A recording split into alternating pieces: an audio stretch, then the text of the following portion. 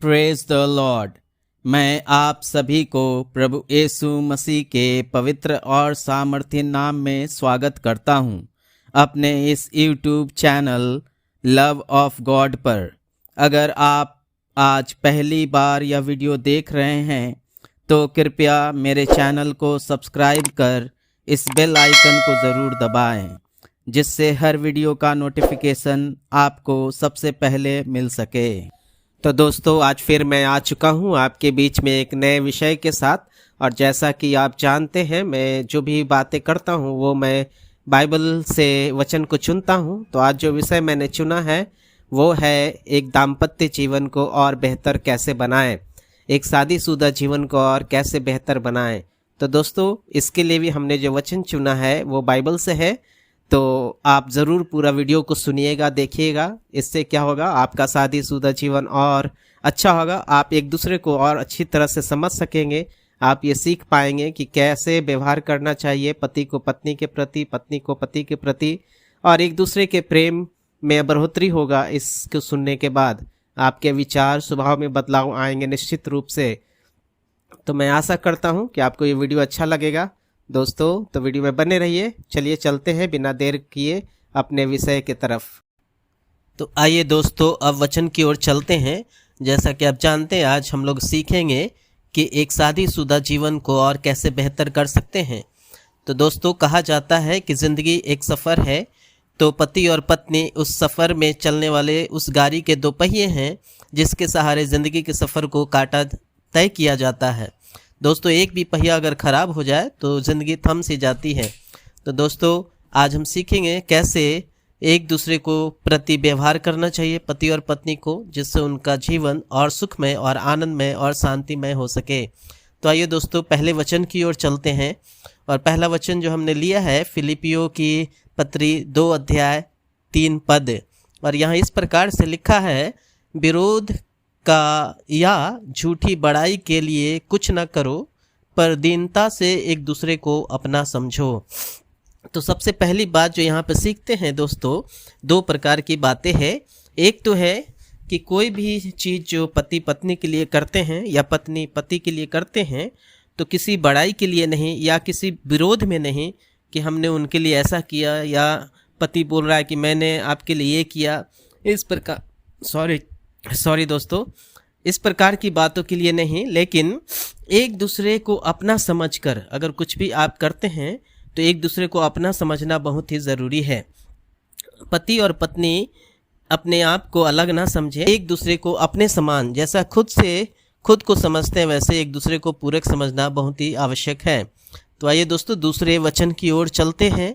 और दूसरा वचन मैंने लिया है इफिसियन की पत्री 4 अध्याय का 32 पद। और यहाँ पर इस प्रकार से लिखा है, और एक दूसरे पर कृपाल और करुणामय हो, और जैसे परमेश्वर मसीह ने तुम्हारे अपराध क्षमा किए, वैसे ही तुम भी एक दूसरे के अपराध क्षमा करो। तो दोस्तों, बहुत ज़रूरी बातें हैं ये फॉरगिवनेस के ऊपर। पति को चाहिए कि पत्नी से अगर कोई गलती होता है तो उसको क्षमा करे। पत्नी को भी चाहिए कि अगर पति से कोई ऐसी बात हो जाती है तो उसको क्षमा करे। क्योंकि और करुणा में एक दूसरे के प्रति ग्रेसियस होना ज़रूरी है, जेंटल होना ज़रूरी है, और धीरजवंत होना भी बहुत ज़रूरी है। क्योंकि यहाँ लिखा है कि कृपाल रहो। कृपाल का मतलब है कि हमेशा कृपा वाला दृष्टि होना चाहिए एक दूसरे के प्रति, करुणामय होना चाहिए एक दूसरे के प्रति, और एक दूसरे की गलतियों को क्षमा करने की शक्ति भी होनी चाहिए। तो आइए दोस्तों, अब तीसरे वचन की ओर चलते हैं। और तीसरा वचन मैंने लिया है फिर से इफिसियन की पत्री 4 अध्याय का 2 और 3 पद।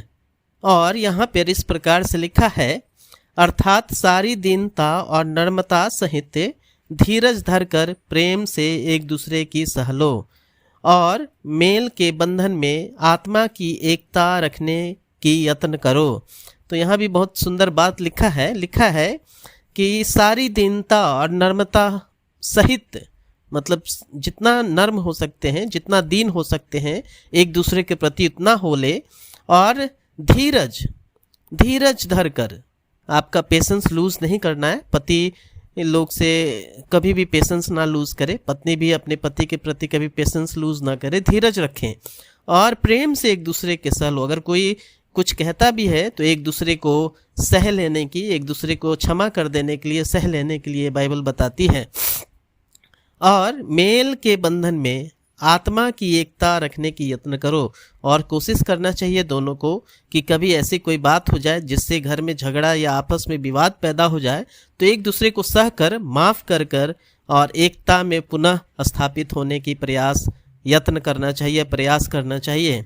तो आइए दोस्तों, अब चौथे वचन की ओर चलते हैं और चौथा वचन मैंने लिया है कुलिसियों की पत्री 4 अध्याय 6 पद, और यहाँ इस प्रकार से लिखा है, तुम्हारा वचन सदा अनुग्रह सहित और सलोना हो कि तुम्हें हर मनुष्य को उचित रीति से उत्तर देना आए।